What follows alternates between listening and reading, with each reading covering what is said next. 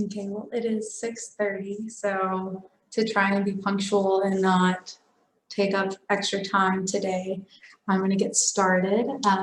Thank you to, everyone who showed up, but also anybody who might be watching this on our YouTube channel. We really appreciate all of the, views and support that we get over there, and hopefully you learn something new with us today. Today is going to be the fourth of our tutorial series. The first one we did was hand drafting, second one was AutoCAD, third was Rhino, and today we're going to be taking what we learned from our AutoCAD and our Rhino tutorials and then taking it into Illustrator and doing graphical elements on top. So just to recap, let me share my screen really quickly. So just to recap, over here on my screen, I have AutoCAD opened up. And this is the file that we made 2 weeks ago. I also have the file that we did in Rhino pulled up. And really quickly, we're going to show how to take a file from AutoCAD or Rhino 2D drawing, really, because we showed how to turn your 3D model into a 2D drawing and import that into into Illustrator. So starting with AutoCAD, this was the file that we originally had. This is in our model space. To print to PDF, it's really easy. You're going to use something called the paper space. So down here you have different sheets, and these sheets are essentially, paper views of what it is that's going to be printed out. So you can name them. Let's say if I wanted to name this to Axon Drawing. And then let's say I have another paper space and this is my section. That way I can start to line up all of my different drawings. And then there's also such a thing as called batch printing. So let's say you get all of your drawings fixed and sorted. You can just print them all in one go because AutoCAD recognizes that you have multiple paper spaces created. But it's the same image. This is a tabloid, so 11 by 17. But let's say you really wanted to print it on a 8.5 by 11 because of the fact that you only print that at home. So what you would do is you'd go to Page Setup Manager. And then over here, this little window is going to pop up. And you're going to modify it. You could possibly, make a new one. So right here, you see the two drawings that I have created, Axon Drawing as well as Section Drawing. And if I wanted to create a new one, I could just click New. But if I want to modify my Axon Drawing paper, I hit Modify, and then I just change the size. So literally tell it that I want an 8.5 by 11, and that's it. And then I hit Close, and you see it automatically changed that. So now my drawing's too big. So how do I fix that? Really simple. I just click on the actual drawing and then make it fit that new extent. You see that it clipped the drawing though, because what I'm doing is I'm changing the paper element. I'm not changing the model. So down here it says paper. So paper space means that you're only changing the actual print out. You're not changing any of the drawing things. So if I double click it and take it into model space, now it acts as if I'm in regular AutoCAD. So I can reline it up, but I don't know what scale it's at. So let's say I want to do 1:1. I click on that and then it'll automatically fix that drawing for me. Let's say I want it at 1/8. It'll do that drawing for me. So when you're in AutoCAD, what I always recommend to people who are learning the program is always draw 1:1. And then your paper space is what makes it really easy to print drawings at multiple scales and multiple paper sizes. And it's really quickly to do large batch of work all in one go. So I think 1:1 is a little bit too tight. So what we're going to do is we're really quickly going to print it at, let me see, that's too small. I might just fub it and scroll out a little bit. And then let's say I want to move the drawing, but I don't want to have to like scroll in and out. I can just grab it, center it, press escape to go back to my mouse, and then we just hit print. You'll notice here it says the batch plot, like I was talking about earlier. We don't want a batch plot. We only want to plot a single sheet. Tell it to print in Adobe PDF, letter size. scale 1 to 1, that's okay. And then we hit okay. And then we're gonna just save it, so APX or AutoCAD file. And we're done. That is how you print a file from AutoCAD. It's super easy. Now for Rhino, same idea. It's a little bit easier in the sense that you don't have to open up multiple windows. You just go to File, Print, and then I already have it pulled up. This is an 11 by 17 set to print Adobe PDF. But let's say I really quickly want to change that size, like I said earlier, to a letter. Just change it in the letter size. Now it's cropping my image. So what I'm going to do is I'm going to reset that paper. So I just bring it down a little bit. It's printing it at 1 to 1, which is great. That's better. And I can also do the option of changing it, like if I want to print in colors or if I want to print just black and white. Personally, I always prefer when I'm doing a drawing from AutoCAD or Illustrator, from Rhino to Illustrator, I prefer to do colors, and I'll show really quickly why later. If I'm doing a file from AutoCAD, I almost always do my line works in AutoCAD, so I don't necessarily find the need to print colors in the same way. So we're just going to print this. Desktop. We're going to call this Rhino. Awesome. And there we go. We have our 2 drawings done. So now we're going to go into Illustrator. Give it a second to pull up.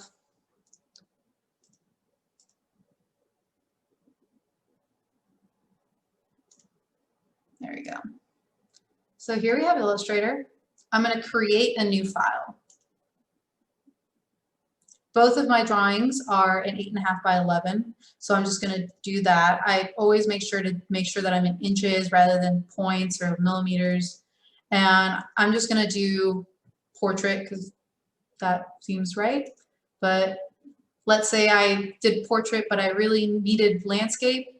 I can really quickly come to my artboard, which is down here. It says artboards. Double click on the little mod file, and then just really quickly switch it to landscape. Again, switch it to portrait. So that's how you would flip it back if you accidentally made that mistake. So you don't have to close out of the file and reopen it. If I want to import or open a file, I have all of my files open right here. So let's just say I'm going to open the AutoCAD file. It brings it in automatically as line work, which is amazing. And then I open up my Rhino file. Same thing, opens it up as line work, which is super great. So that's how we take it from AutoCAD, Illustrator, to Rhino, Illustrator. What I recommend is either printing to PDF and making sure that you set it as a vector, or I know in Rhino you can also export as an AI file, which is also really beneficial if you have things set on layers, because you can actually export all of those layers and it'll show up in your layers tab rather than all of the lines on one layer. You'll have however many layers you did in Rhino just pop up automatically, which also makes it really easier for layer management. So a little bit on the user space of Illustrator. You have multiple tools here on the right. I'm also using the Essentials Classic workspace. It's my favorite, but you can definitely use some of the other ones. All it does really is it just warps how the user interface looks. You know, Essentials looks different than Essentials Classic, but this is the one that I prefer because there's less stuff taking up space. Anyway, selection tool, it's going to treat all of your lines as if it's one object. If you do the direct selection tool, let's say I have a curved line, it'll recognize every single point in that curve as its own individual thing. So I can take this and move the line, just focusing on that one point, which I can't do if I'm using the black cursor. It'll recognize it as a solid line that doesn't have points to move. From there, I have the magic wand tool. This is literally, it'll just select the thing that you click on. This is recognizing it all as one object, I think, right now, just because it sees it tries to match similar items. So if this is an object that has very similar line work, it'll most likely select it all just because it doesn't recognize it as like different items. The lasso tool is really great if you have a really abstract shape and you just want to really quickly lasso that chunk. And then the pen tool is really wonderful if you are trying to do curves. So the line tool literally just does lines, straight lines. The pen tool also does straight lines. If you click, hold shift, it'll do, 90-degree angles as well as 45-degree angles, and then it'll look exactly the same. But if I, for example, click and then click away, holding the left click and then drag it, it'll give me a curve. So this is what I personally prefer to do if I'm doing a curve. I rather doing the pen tool rather than anything else, because then let's say I did a pretty wonky curve. If I don't like this curvature because it doesn't seem like it fits, I can then use the direct selection tool and, like I said before, treat it as an individual point and modify it as need be. And then it looks like it's a much more clean curve. From there, we have the type tool. Pretty simple, it's just text. But you can change the fonts at the top. You can also download fonts, import fonts, and then you can make it, centered alignment to the right alignment. You can also warp it if you need to. And then you can also change it to be bold, italics, whatever you need. Over here, we already talked about the line tool. You also have the rectangle tool. It's pretty simple. It's just rectangles and squares. Again, the shift button helps a lot here. So if I'm not holding down the shift button, it just treats it like a whatever shaped rectangle. But the moment I hold down shift, it treats it as a perfect square. And it holds that constraint. So no matter how much I move it, it'll make sure that it's a perfect square. If I hold down the button, if I hold down the rectangle button, I also can do ellipses. So same idea, if I'm not holding down shift, it'll make ovals and ellipses. The moment I hold down shift, treats it like a perfect circle, and it holds that constraint. You can also use the arc tool if you prefer that rather than the pen tool. I find the arc tool sometimes can be troublesome just because you can't do a really, really long continuous curve. And you'll also notice that, for example, with the pen tool and some of the other ones, the pen tool is the top button, but if you hold it down, you'll find more things. So if you need to add more anchor points, you can always do that by, swapping out the tool at the top. We have the paintbrush tool. I personally don't use it, but if you like graphic design and you want to illustrate, the paintbrush tool and the blob brush tool are pretty helpful. The pencil tool is one that I don't think gets used very often. It's nice if you want to create a drawing or a diagram. You draw the curve with your mouse and then it'll turn it into a really smooth, fluid line. So it's really nice if you want to draw arrows or things of that nature. It helps create a nice fluid curve just by drawing it as if you were using a tablet. Eraser, similar, just erase things with the eraser tool. The scale tool, I personally don't use. I prefer to use the transformation tool, which we'll go over in a minute. Where is it? Live bucket paint tool is one that's really helpful when it comes to coloring things in large chunks. And I'll show really quickly how you do that. Perspective tool, if you want to do perspective drawings.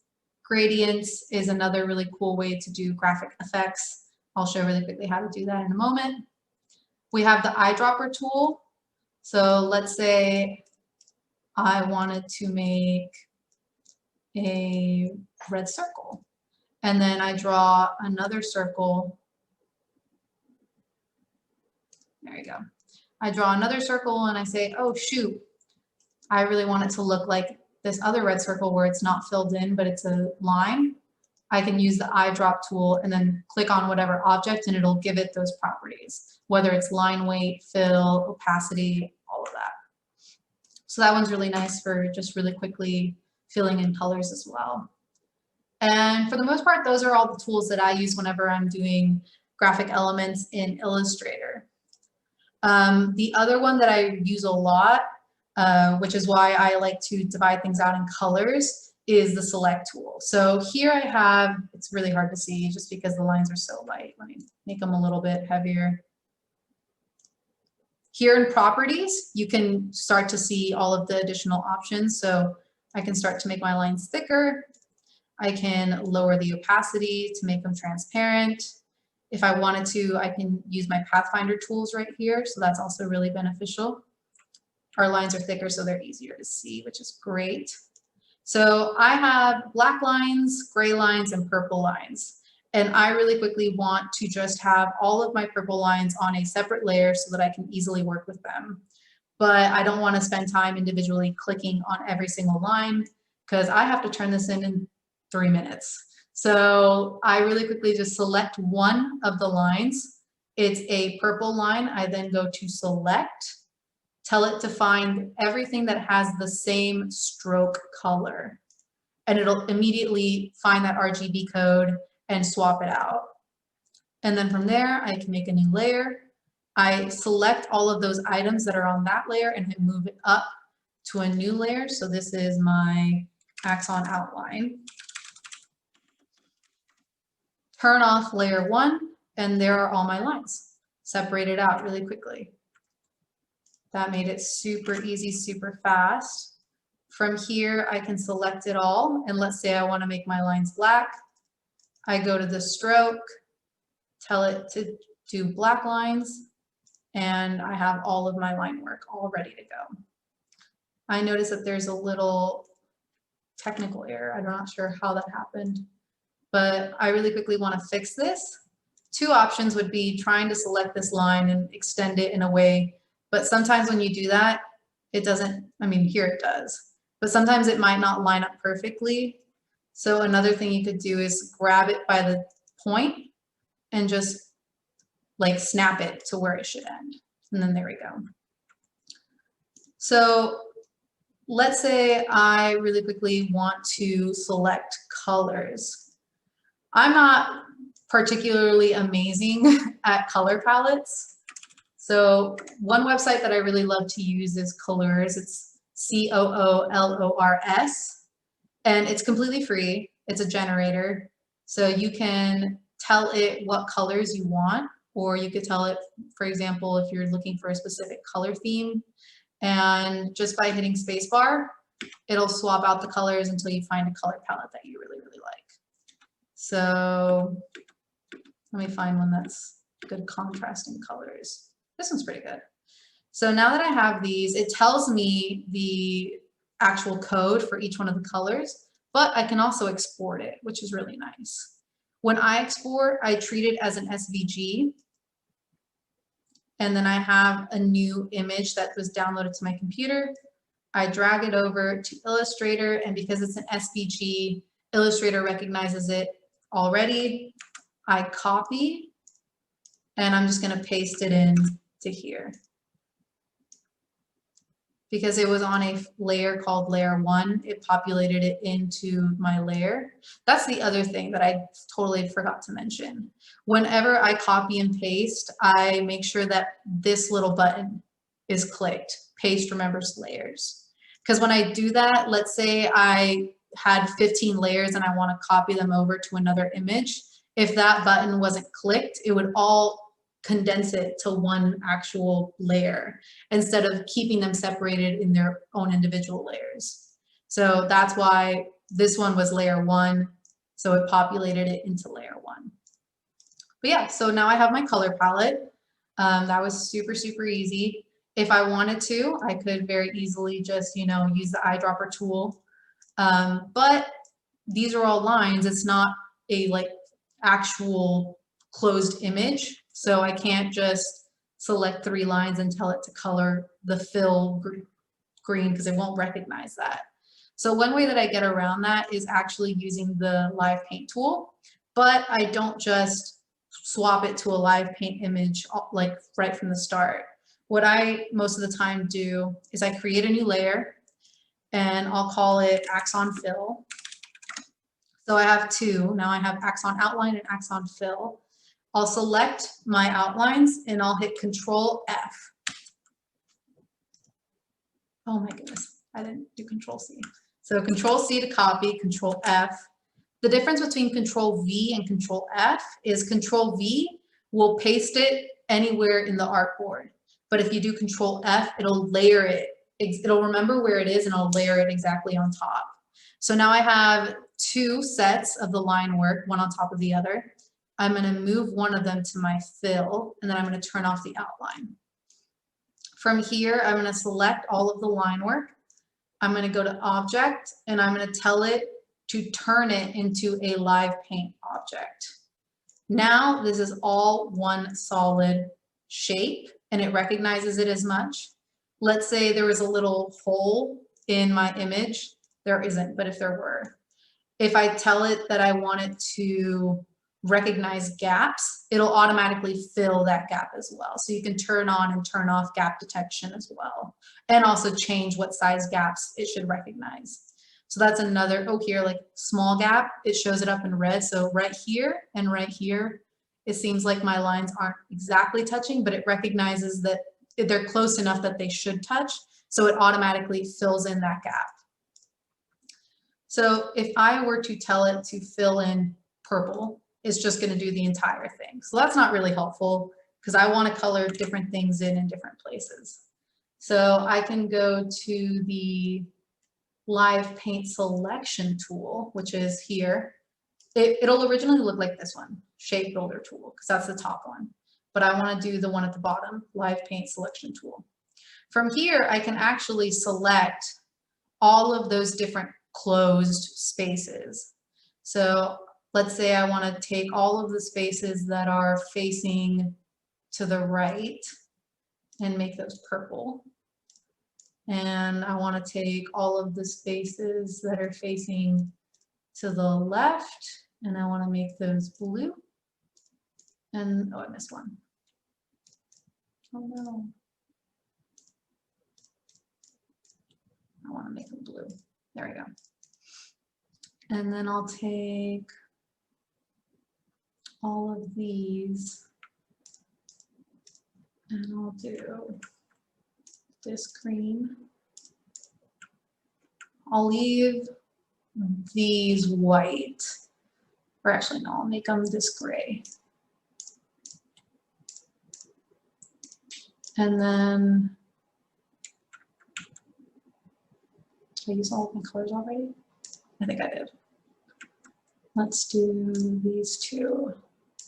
It's black. And yeah, so you can see how really quickly it's easy to add color. And again, I now have my outline on top. You'll notice that the outline on the fill is still there. Normally what I do is I'll highlight all of it and I'll just remove that stroke and I'll leave it as only filled in borders without a stroke outlining them. And then I'll go in with my outline and I'll make sure that the line weights are exactly how I want.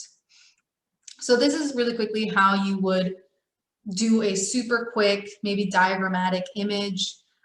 You saw it took me 15 minutes. So this is a super, super fast way to add color and make sure that your line weights and everything match. Let's see what else we can do though. So I'm going to turn off Axon Fill and Axon Outline. We also have some other lines here, but I'm just going to remove those. We have here some, you know, gradient, or not gradient, we have a elevation and a roof plan here. Okay.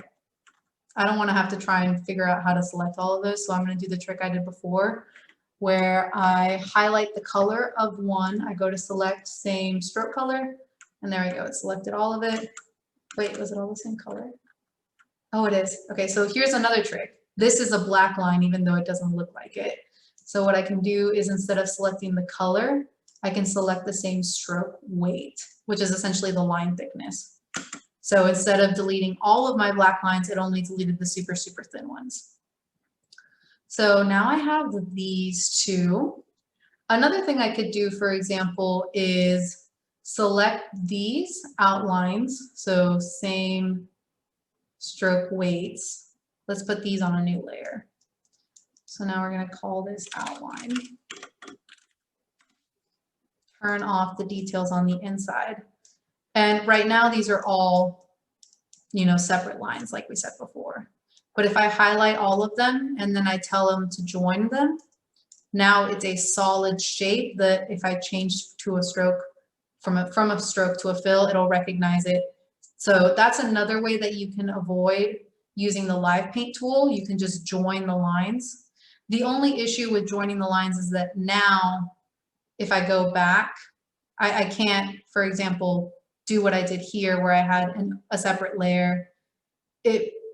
Let's say I wanted to make these inside lines a different thickness. I can't do that anymore with joining them because now it recognizes it all as one shape.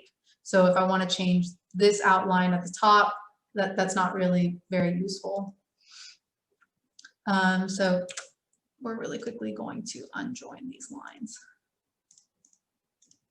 To do that, you just, actually, no, I think you have to undo it. There we go. So yeah, no. There you go. Yeah, now there's separate lines. Let's move this to a new layer. Okay. So if I want to, similar to before, let's say, for example, I want to do a pattern. That's another thing that's really, really fun. I currently don't have any swatches with patterns, but I can show you really quickly how to make one. The pattern tool is not too hard. So to make patterns efficient, you want to create a repeating shape that's going to layer correctly. Or you could do, abstract and wonky. It's whatever you prefer, really. But the cool thing about patterns is that essentially it'll treat it as a fill whenever you go in and add it to whatever outline shape you have. I'm not sure if I'm explaining that in a very, very concise way, but I'm just going to really quickly show, and then if we have any questions, we can go over that as well. So by starting a new pattern, you'll notice that this new command line comes up. So I can hit done, which essentially confirms all of the elements inside the shape. I can save it as a copy or I can cancel it.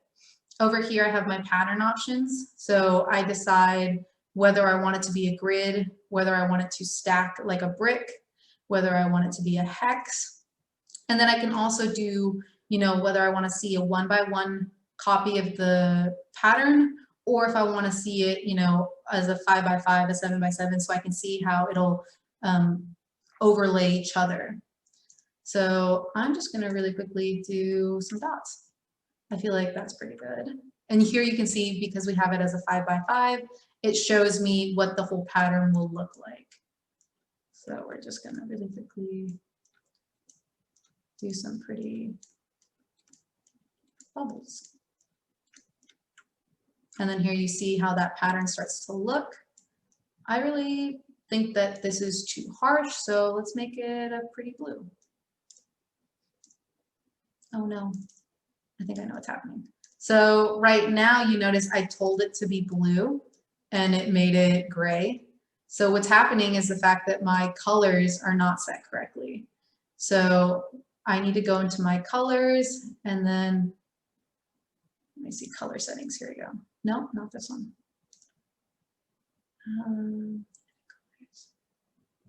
Where is it? Is it here?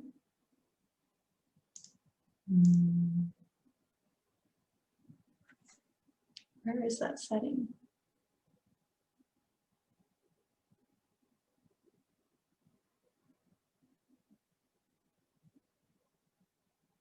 I wonder if it's not showing up because I'm in.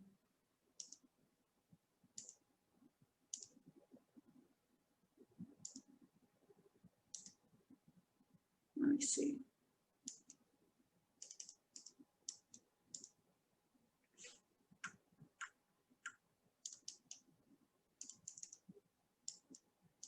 Yeah, okay.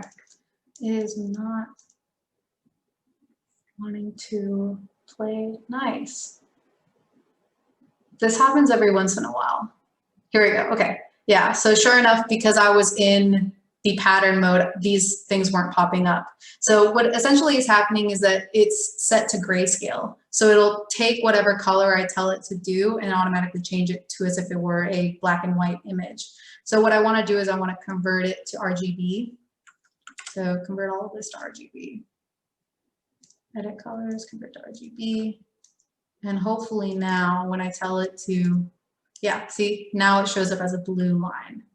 So we're really quickly going to redo that pattern. And now that it's set to RGB, it should be good to go. Where is it? Object.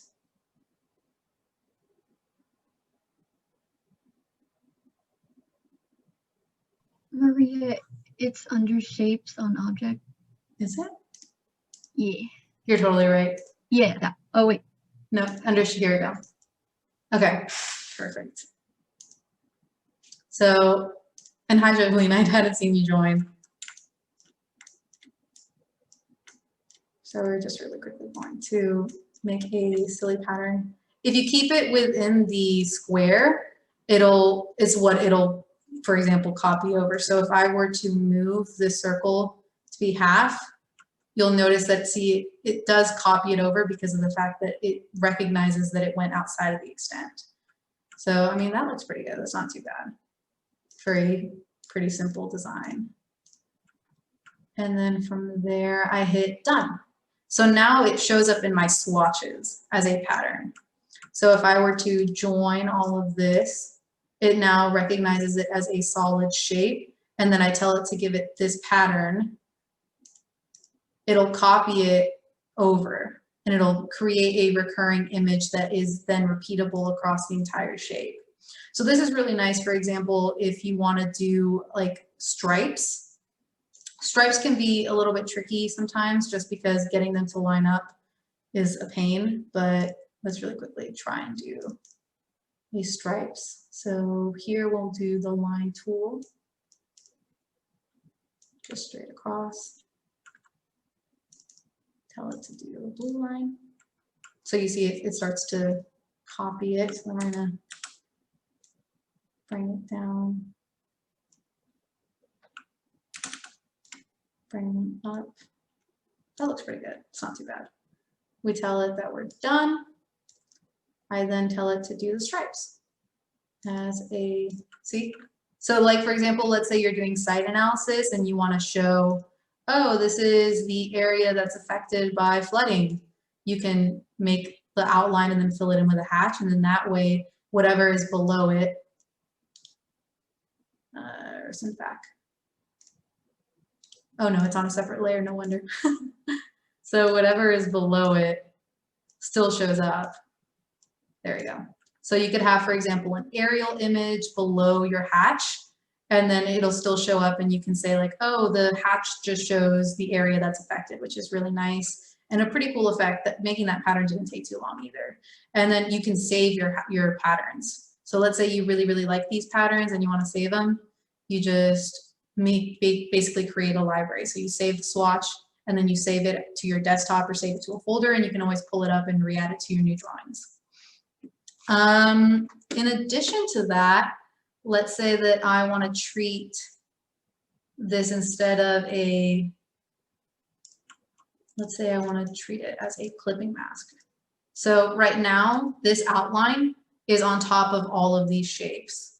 If I highlight all of these shapes and I tell it that I want to make a clipping mask, it'll take whatever is on top and basically like treat it as if it were a cookie cutter. So it's going to cookie cut that shape out of the lines that are below it.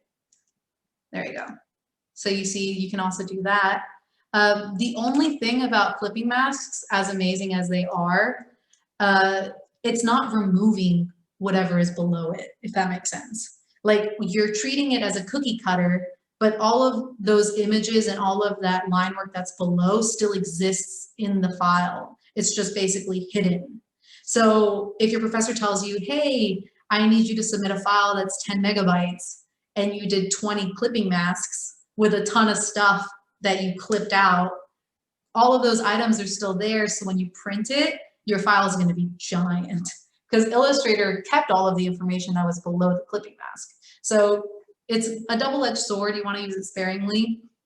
One thing that I do sometimes if I have a lot of stuff is instead of using it as a clipping mask, what I'll do is I'll use the Pathfinder tool. So when you use the Pathfinder tool, instead of treating it as just like a cookie cutter and hides away all the outside stuff, it'll literally cookie cut it and create two separate shapes. So for example, if I use the divide command, it looks like nothing happened. But when you click on it, it recognizes it all as one shape. So what you have to do is you have to ungroup it. And so now, again, still looks like nothing happened. But when I select these and remove it, oh, it actually cookie cut it out of the shape. And there you go. So now these are all separate things. And so now I can remove this. I could just delete it and keep this. And then I'm not hiding all of this extra weight in my file. I have it as lean as possible.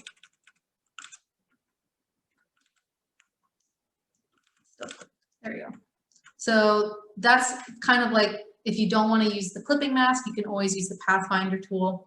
You could also combine things, which is really nice. So all of the different Pathfinder, you could think of it as like a Boolean union. In our Rhino tutorial, we talked about Boolean subtraction, Boolean unions. It's the same thing, but the Illustrator version of it. So the Boolean Unite basically joins two shapes together. The minus front will remove. So let's show that one. That one's pretty cool too. If I do minus front, because the outline cookie cutter shape is in front, it'll remove that shape because these are all together. I'm just going to join it. Oh, I couldn't join it. Here, let me do this instead. Because it was three separate shapes, it got confused. So now that it's one shape, it'll remove that out of that chunk, which is pretty nice.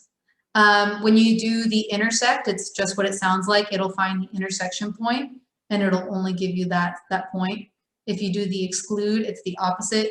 It finds that point in which the two intersect and it removes it. The divide is basically cut it, but don't remove anything. So that's why we saw it looked like nothing happened. It was just the fact that it kept all of the original elements, even though they were cookie cut out. And then the trim, the merge, kind of similar.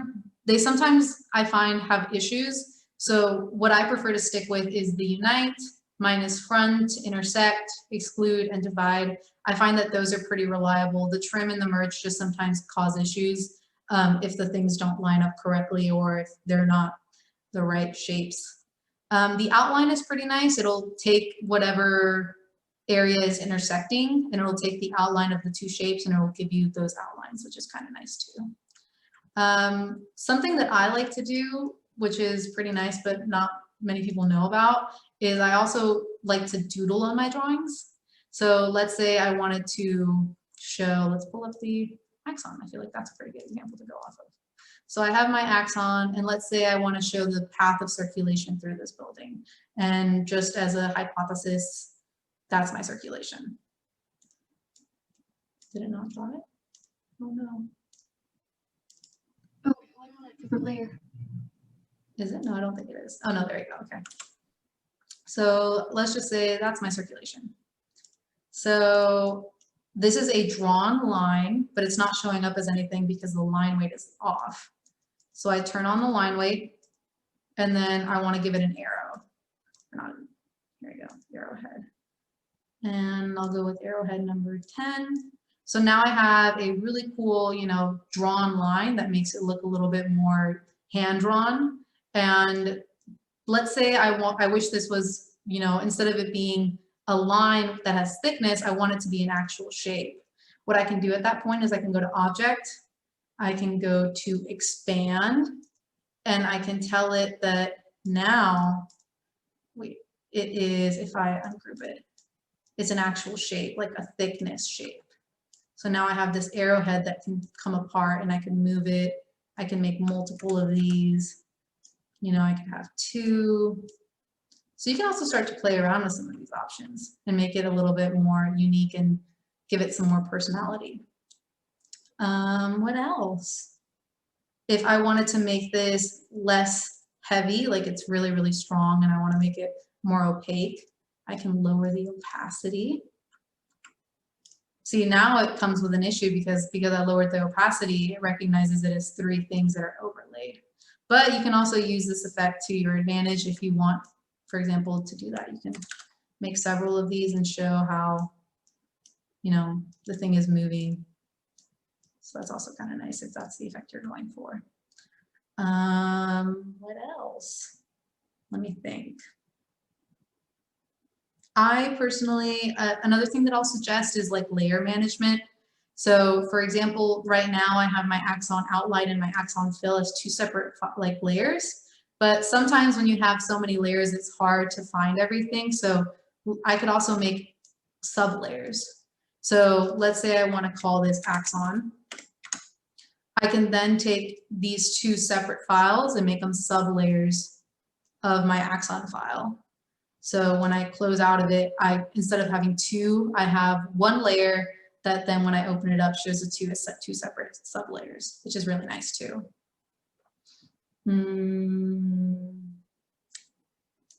I think, let me see. Let's say I want to add a person. Let's be fun and add more stuff. So I personally really like adding people to my drawings. I feel like it gives it some more sense of reality to it. There we go. Now they're lined up correctly. But sometimes finding people is hard because, you know, that's just tricky. You could always type in like vector person. There's also really great resources such as dimensions.guide or dimensions.com. They just recently changed their name. So this is another really great one. You can find people, animals, you know, ceiling things, pools, just about anything. But let's say I want to add a very, very specific looking person. So I can type in person, or let's say I want to add in a tree. Trees are trickier, I think, sometimes, because trees just sometimes, I don't know why, they're really hard to find good vector images of trees. So these are really nice photos of trees. Let's see if I can work with this. So I'm really quickly just going to save this into my folder, and I'm going to bring it into Illustrator. So now I have these trees. Let's put them on its own layer.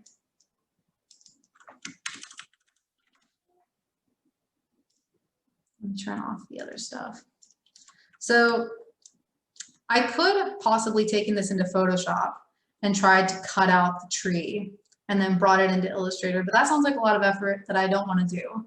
There's this really cool tool called Image Trace, and essentially what it does is it'll try to find the shape of the photograph and turn it into a vector image. So what's the difference between a photograph and a vector? So the difference between it is essentially whether or not it's a scalable item. So this is a photo. You notice that it looks really, really blurry when I zoom in, and it looks extra blurry when I make it a giant image. So when I have a vector image, though, I can make it as big or as small as I want, and it doesn't lose any resolution. So that's the difference. So when I do image trace, it's creating a vectorized image so that I can scale it however big or small I want. Now this looks terrible. So let's see if we can make it look better. There are settings. So for example, if I want to do a really high color, it comes with presets. So I could tell it that I want lots of colors. I want it to look really bright. Okay, that looks a little bit better. I could also tell it low color, so it'll decrease the amount of colors. A little bit more blurry, but not too bad. And then you can also, for example, if you go to advanced, you can tell it to do cutouts, or you can tell it to do overlapping. I always prefer cutouts because if it's overlapping, we have the same issue from when we did a clipping mask, where it's a lot of things that are hidden but still there, so it makes your file really bulky. If we do a cutout, it essentially treats it as if it were, you know, individual shapes that just line up together rather than overlap. I also tell it to ignore white. because that automatically removes all of this white space and it makes it a lot easier on me. So I really like how this looks. I think this is kind of nice. I'm going to tell it to expand. So now I'm going to tell it to ungroup, and I have this really cute little watercolor-like tree, but it doesn't match. Oh, okay. Let me put my tree layer at the top. There we go. It doesn't match my building at all. It just doesn't seem to really fit in terms of, you know, the color scheme and some of the other stuff. So one thing that I can do, which is honestly my favorite thing to do, is change the colors.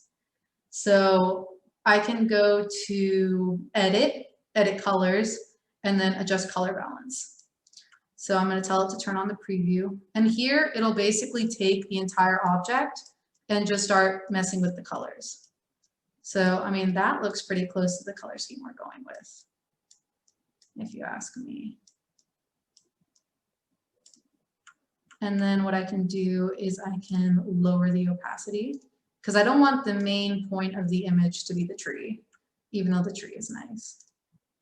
And then I can just copy and paste it. Lock all of those because I don't want to deal with them. And then I can add a few trees.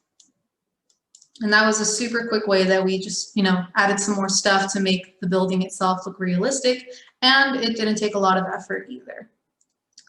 Let me think what else. You can also, for example, one thing that I found is really helpful with this method is if I need furniture and I want a really particular looking furniture, I can import the image of the actual chair that I want and then just image trace it. And then I get the outline that I want, and let's say I want, okay, here.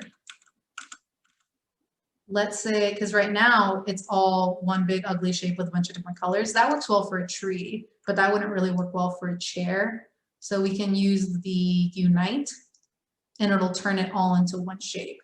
So that's what I'll normally do with like chairs and furnitures, is I'll treat it as if it were a colorful image, but then I'll just, you know, turn it into a solid fill, and then I'll size it to the size I want and then stick it in my drawing, and no one's the wiser, which is really nice. And then that way I don't have to spend hours trying to find vectorized chairs and tables. I'll just make my own. What else? Jolene, can you think of anything that I might have missed? I came in late, but I think you touched on some really good points that I actually didn't know myself. So yeah. I love Illustrator. I think Illustrator is one of the coolest and most like freeing things that you can do. I have maybe like 10 or so minutes left for 6 o'clock. So really quickly, let me show you guys, for example, some of the stuff that you can do at a higher level with Illustrator. So I just recently finished my midterms. Let me see if I can pull up some of those drawings. I'm going to make sure that I pull up the actual Illustrator files and not the PDFs though.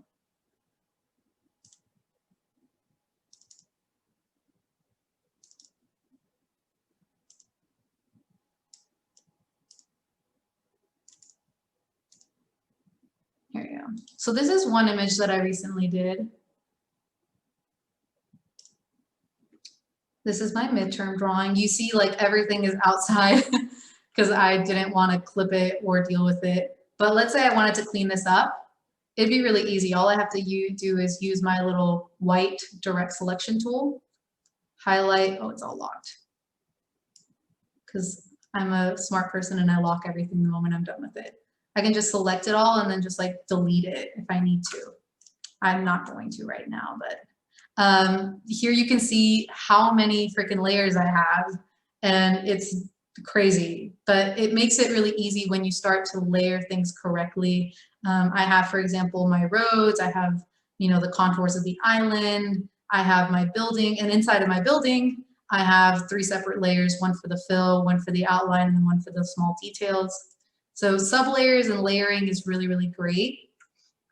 These trees I just, you know, did the same thing that I said before. I treated them as like a solid image.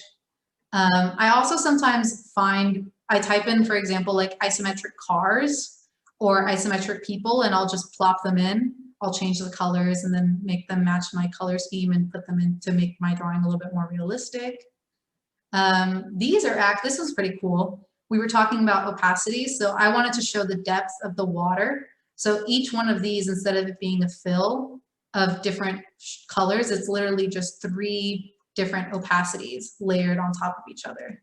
So if I delete that one, you notice it's just, I think each one of these is at 20%. So because they're at 20%, as it gets deeper, it shows that the color gets darker. Another thing that I like to do sometimes, like these lines are really, really harsh in the sense that the topography of the earth isn't going to be as pointy and as jagged. It's normally really sloped and curved. So there's a command that I like to use sometimes. If I forget to fill it in Rhino or if I forget to fill it in AutoCAD, I go to Effect, I go to Path, and then, oh no, I go to, where is it? Oh my goodness, where is it? Story? No. Oh my goodness, I can't find it anymore. There is a command where essentially you can round, oh here it is, okay, so stylize, and you can round corners. So essentially what that does is it'll take any single pointy line that you have and it'll turn it to a round corner and make it look a lot more smooth. So you can essentially see that here where this is the true line, but instead of it being pointy, Illustrator rounded the curve and made it look a lot more natural. So that's really cool too, if you need something like that you want to do really quickly. These icons that I found are actually from a website. I tend to pull a lot of my icons from websites rather than trying to make my own. So the one that I prefer to use is one called Noun Project.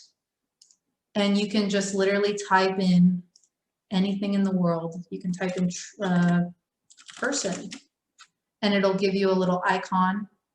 And you can click on it and then download it for free. So all of the icons here are free and like free to use. You don't have to worry about paying for anything. It's a really, really great resource. So if I'm doing diagrammatic stuff and I want to just really quickly show, you know, some icons to help do that, you can also do that. These dots are another really fun thing. I forgot to talk about dashed lines. So this is a solid line, but I dashed it. So to do that, you go to stroke and tell it to turn on the dashed line. But to get it to look like little dots, the trick is you have to tell it to make your dash 0 point and then turn it to a round cap. So if I were to do a projecting cap, it looks like little squares, which is also nice, but a little bit weird. So I normally round it to make them little circles. And then it looks like a little Japanese dot line, which is a really nice effect. Let me see if I have any others. So here's another example of, for example, the icons that I was talking about. So all of these icons in this image were pulled from the Noun Project, and it just created a super nice, quick diagrammatic image about what the concept was for the project, and it didn't take much time. So that was really nice. And then up here, I just created these. So I found a recycle icon, and then I just put in the numbers inside.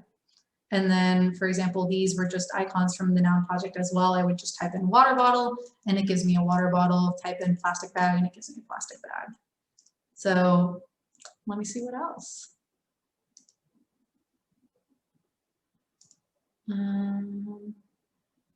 This one's a really cool one that shows another really nice effect with opacities. So every single color seen here is an opacity. So you can see how they start to line up and show, you know, the creation inside of the building. So the way that I did this is using the pen tool. So I essentially, and you can see like I have, again, my layer management. I have the transparency layer, and then I have every single one of them. So this is all of the backs of the building. This is all of the sides of the building. And a lot of times what I'll do when trying to create an image like this is I'll pull up the line work, I'll lock all of those lines, and then I'll go in and I'll hand draw the full extent. So it's very time consuming, but the effect is really nice if you're willing to dedicate some time and some energy to it. But yeah, every single one of these opacities I think is at 25%. So it also creates a really cool effect where it shows almost as if the building is invisible and you can see right through it. But yeah, oh, I never actually talked about how to make, so you can make palettes really easily through, for example, coolers like we were talking about. But let's say I lost all of these beautiful colors and I can't remember exactly which ones they were. So I can actually make swatches similar to how we made a swatch for the, let me see if I can pull it up again. So we made swatches for our stripes to show special stuff on sites, but now I want to make swatches for the colors. That way I don't lose my colors in the future. So I can make a new swatch. Here we go. I'm gonna do a new color group. So we're gonna call it color swatch. And now I have a new folder.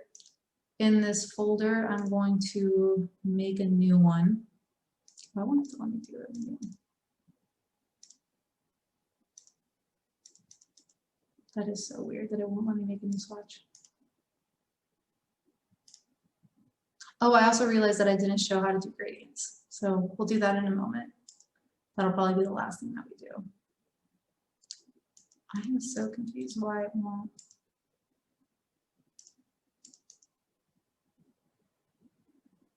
Do you know what's up, Jolene? Why that's blacked out? Maybe, do you have to click on the file? Like the... Let me see. Oh, sorry. Because usually it's just that, like, it's just selecting something. That's true, that's true. Here, let me turn on this and unlock it. Go back in. See, I don't know. That's so weird. I don't know why it's doing that.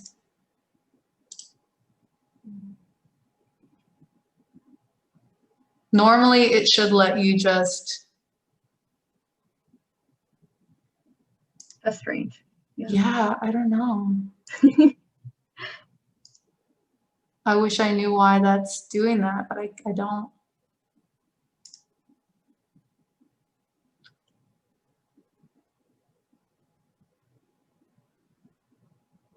Because that's for color groups. And then even here, the new swatch button is blacked out. Anyway, I don't know why it's not letting me create a new swatch, but in the same way that we were able to create patterns and save them as a group, you should technically be able to create swatches of all of these colors and then save them as a group as well. So that's really nice if you're doing multiple drawings and you want them to all follow the same color scheme. You can just save these swatches into your Illustrator preferences and then they'll just show up. So that's really, really nice. If I want to do a gradient though, the gradient tool is also really cool. You just turn it on and then tell it. So like here, let's say I want to have,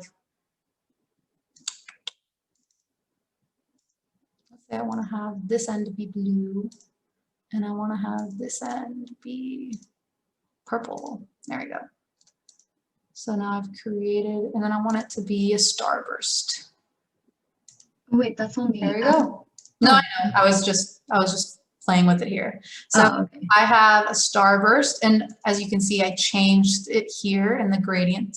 So if I want to, change it again, I can make it white. Why didn't it do it? Oh, again. There you go. And so now it changed it again. And then if I want to change it to like a cross. So like this is also really nice if I wanted to do a background. So we have, turn off all of this. Oh no. Let me do this one. Okay. And then unlock those. Let's make it black and white, remove the white. Okay, there we go. We're gonna move this out of the way for now. And then we're gonna do a new one at the very bottom and we're gonna call it sky. For now, I'm gonna bring that below and I'm actually going to make it white because I feel like that'd be beneficial. So right now I have a beautiful elevation and I want this to look really, really cool and look like an actual skies in the background. So I'm going to make this line a little bit thicker just to show that it's the ground. And then I'm going to make a rectangle in the background, just like that. And then I'm going to make sure that it's on the right layer in the sky. So brought it down to sky. And then I'm going to turn on my gradient. There you go. But I don't want the gradient to go across the building. I want the gradient to go up and down, but that's in the wrong direction. Or, well, I mean, technically not. You could leave it like that.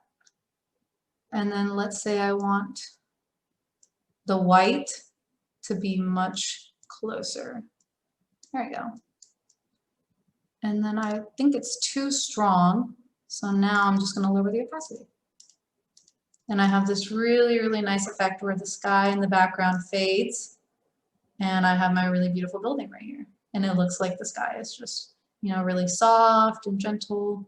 So that's another really cool effect that you can create with gradients for an elevation, for example. But yeah, I mean, there's tons of stuff that you can do in Illustrator. And if you dedicate some time to it, you can create really, really beautiful drawings. There's tons of guides on YouTube as well, which is also really cool. So don't be afraid to just dedicate an hour one weekend to look at all the different options you have. But hopefully with the stuff you learned today, you can feel a little bit more empowered to go out and play with it. Maybe find a new color swatch that is fun and exciting and give it a try. But yeah. Oh, did you say the line weights are little? Oh, that's so true, Jolene. I totally forgot. So we'll end on that. One trick that I always do at the start of a semester is I'll create a file. And actually, if you signed up for our APX start of the semester study packet or like online virtual packet, we actually submitted one. We put one on our little free to buy, or not free to buy, free to use packet, where it comes with all of the line weights pre-done, so you don't have to worry about that.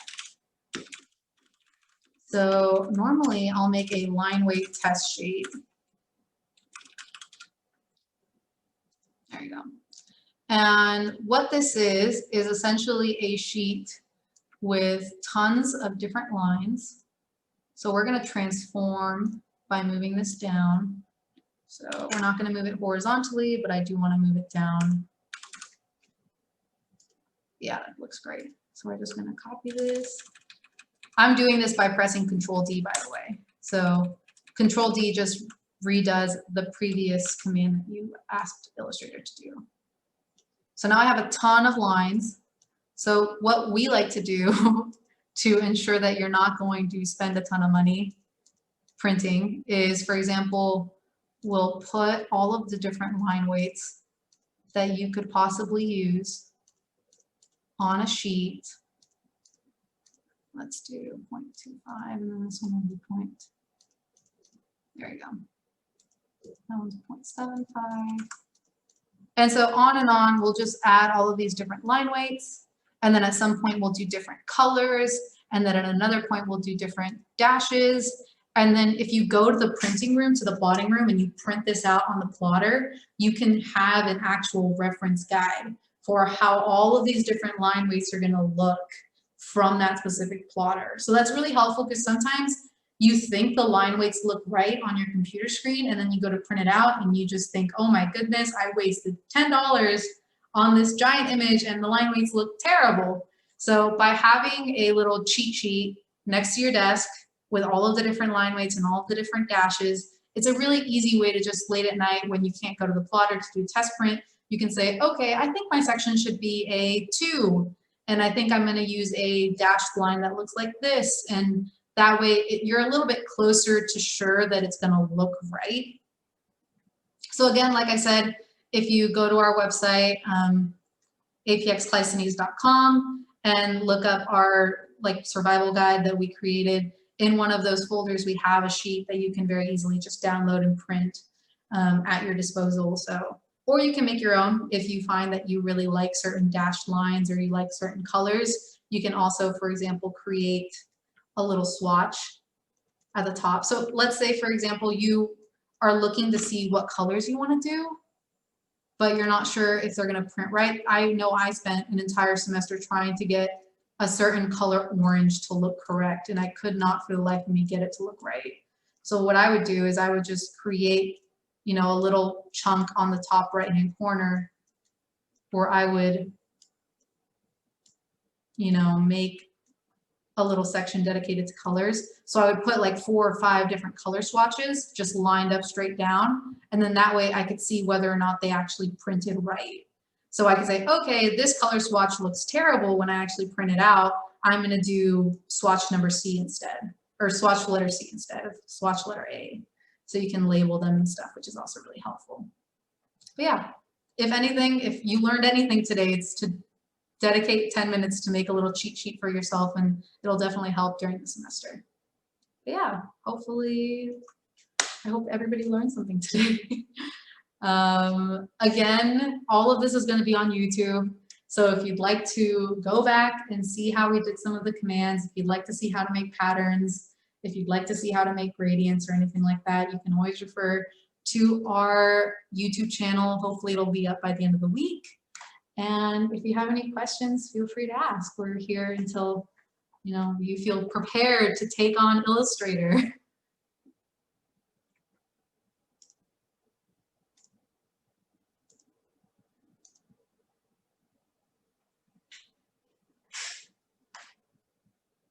I'm assuming that means that everybody feels super prepared, which is great. If you have any questions, you can always DM us on Instagram or find my email on our website, and you can email me. My name's Maria. This is Jolene. We're both members of APX. If you have questions about APX, you can also DM us or send us a message through our website, and we'd be happy to respond. Thank you so much for joining us today. I really love having a crowd that I can talk to and not feel like I'm alone. So thank you guys. We're going to end the meeting right now. Bye. Thanks. Bye. Thank you.